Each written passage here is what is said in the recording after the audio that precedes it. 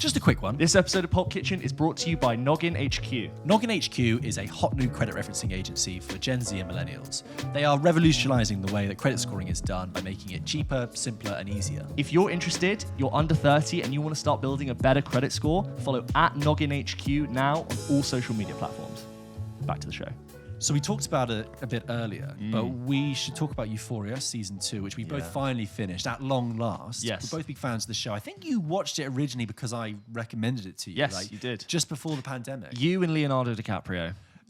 Leo messaged me and he said, "Have you told James yet?" And I said, "Leo, don't worry, I'm seeing him. I'll do it. I'll talk to him. I'll talk to him." Yeah. So Euphoria's finished. For those who don't know, Euphoria. The season is finished. This season, Euphoria season 2. Well. Yeah.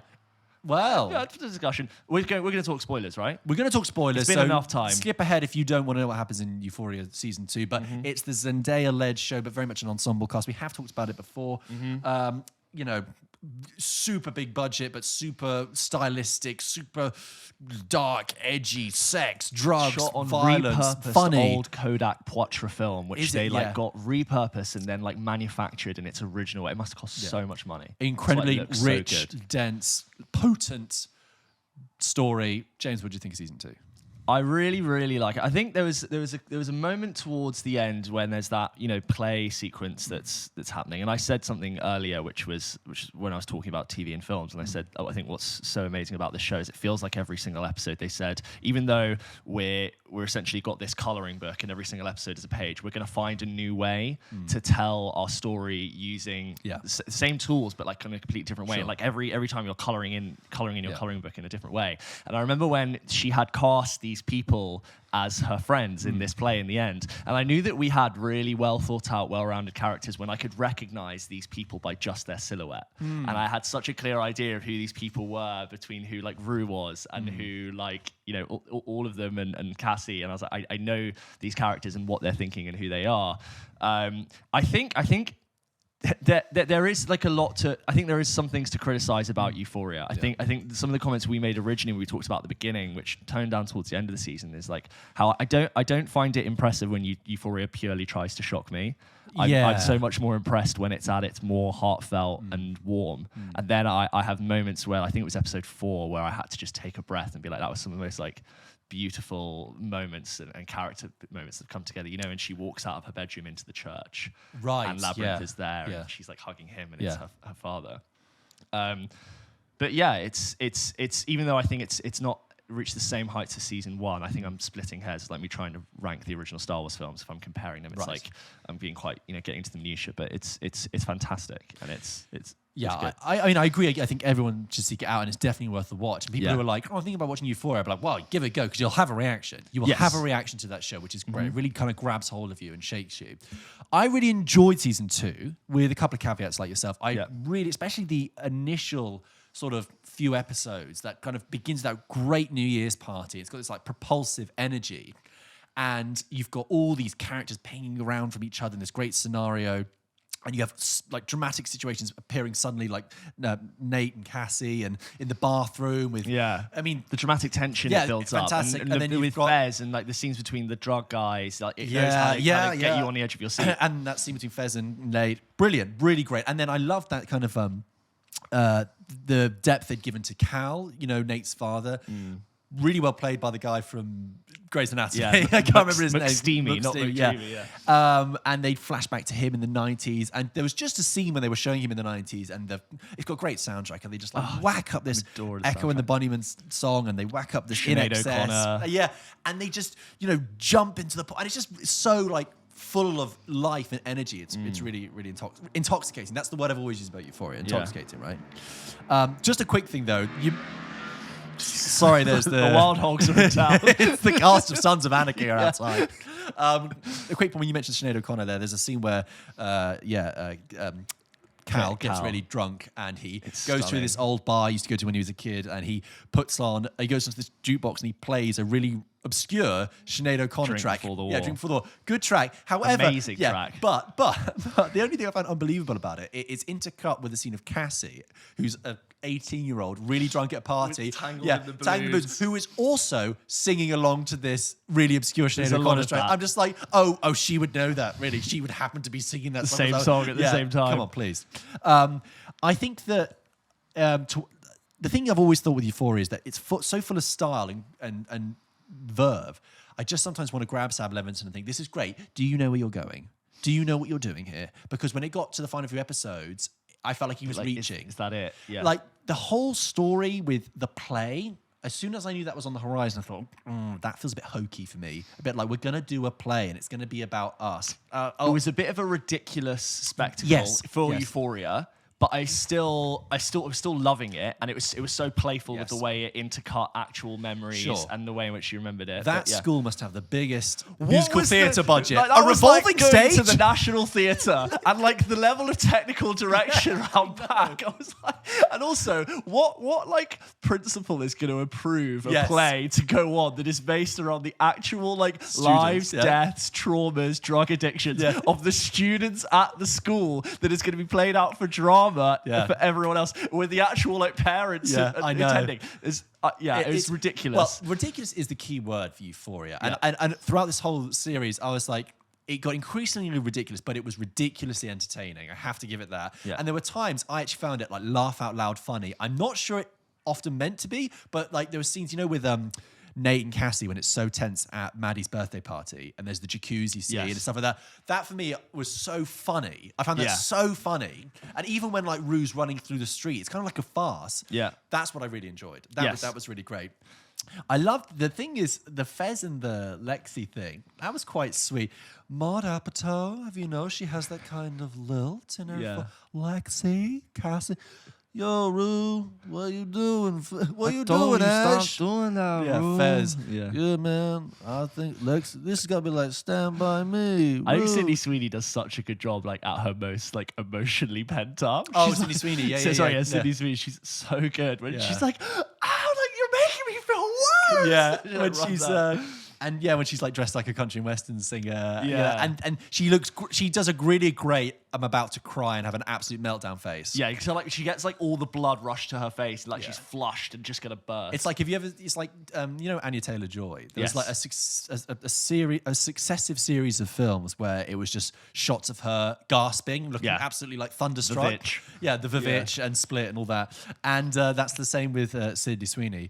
Great cast all round. There was just picking up on what you said earlier, where it's like Euphoria is the kind of show where you will react to it, you will have a reaction. Yes. Do you remember when what's the name of Maud Apatow's character again? Lexi. It's Lexi. But Lexi. It sounds like Lexi. Lexi is like, she thinks her play is a failure, and she's like, oh my god, I've failed. And she's like, oh, it could have been. And then this technical theatre director is sitting with her, and she's like, no, like it could have been worse. Like people were laughing, and then she says something along the lines of like, art should be dangerous or art should be disruptive. And for me, I was like, that is so much of Sam Levinson just pumping in and saying, look, I know everyone's going to criticize this show for depicting teenagers in this like glamorized, ultra sexualized, druggy way, but like, I guess his point is, in order to like make a point and an impression, which he clearly wants to make about the destructive wake that tortured men leave in their past, and forgiveness and drug addiction. In order to make that point, like why does a show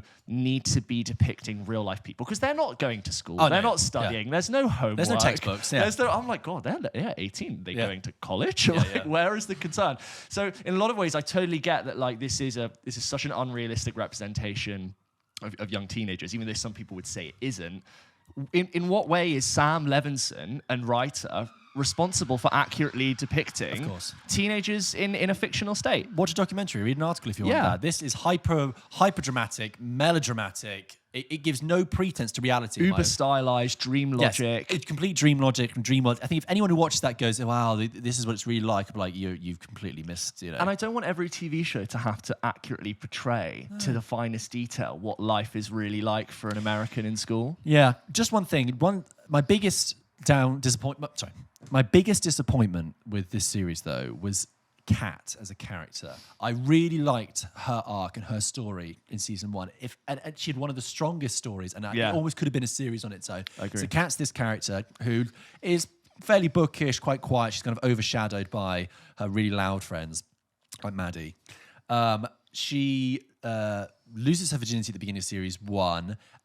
Is involved in a scandal involving in regards to how that was filmed. Someone filmed that, and then she sort of becomes sucked into this world of camming and self-actualizing and realizing and coming of age in terms of sexuality on screen in front of. She's making money. She's making money, but she like enjoys it. So it's a complete like character growth. She completely comes and changes and comes out of her shell. And in many ways, it's like makes her really confident and stuff, but also underneath, it's like eroding away. Changes her dress sense as well. Yeah, exactly. So that was really interesting, and the way that ended in season 1 was that you had this really nice guy, Ethan, played by Austin Abrams, who, by the way, is a really good actor, and he's been in lots of other stuff, like a really underrated film called Brad Status, and he was in The Walking Dead. Really good actor. Yeah. He's not in it enough. He's not in this enough. That breakup scene, I thought he was really good in. Right. Yeah. So he's liking Kat, and at the end of the season when they actually get together, and it's like she's finally realised that she doesn't need to do this online. She can actually have a real connection here. Yeah. And then season 2, predictably, sees him in a bit of a rut, and she finds him a bit boring and stale compared to the excitement, but of the internet life. But they'd never give her an episode to explore that. She's given a handful of scenes spread across 8 episodes. Now I think about it, that like last moment of hers was slightly shoehorned. And so they have this scene where they break up, which again I was like, okay, we haven't really given it enough time to invest in this. And then that's really the end of that story. And I'm like, that's sad, because I was, after Rue, maybe Jules, I was really interested in her the most as a character. So that's a shame. But also, as the way that season 2 ends, I did think, okay, where does this go now? I agree. Because surely half these students go off to college, and Rue says, "Oh, I stayed sober for the rest of the year." So she's like looking ahead. So I'm thinking her conflict of being sober. But it's almost like, okay, you're looking ahead as if like everything was smooth sailing, or you're talking for the future. But what happens to all those drugs that got flushed down the toilet from the drug dealer that you stole? I agree. There's a lot of loose ends. From my perspective, I think the show very, very successfully deals with her getting to rock bottom, right? Which was her having like opiate withdrawal symptoms, right? Yeah, and that great episode where she's running through the city. Yeah, it's fantastic. It's so well put together. And then from episode 4 through to that next episode, and then the way in which the play reveals the funeral of her father, that to me shows that she is recovered, at least for a long period. Like Rue struggling with drug addiction is not where the rest of this show is gonna take. It's definitely gonna be on like the relationships for sure, but that for me is tied up. So I agree. I don't know where like Rue and drugs goes, because I mentioned this scene earlier. There's that moment where she's been taking loads of drugs, and she is clearly like completely out of her mind. And she walks out of her bedroom into this like beautiful like church that has architecture that sweeps up to heaven. And Labyrinth is like in the show singing as like the voice of God and the preacher. And there's this song which like echoes like a theme through the whole of this series, which is like, "Hey Lord, I'm tired." And Rue even like sings this herself. And in a moment where she like is hugging him, and it cuts between Labyrinth and then her dad, and like, "I miss you so much. I'm so sorry." And that to me, it was so, why I think the show did well is it wonderfully tied that up. Okay.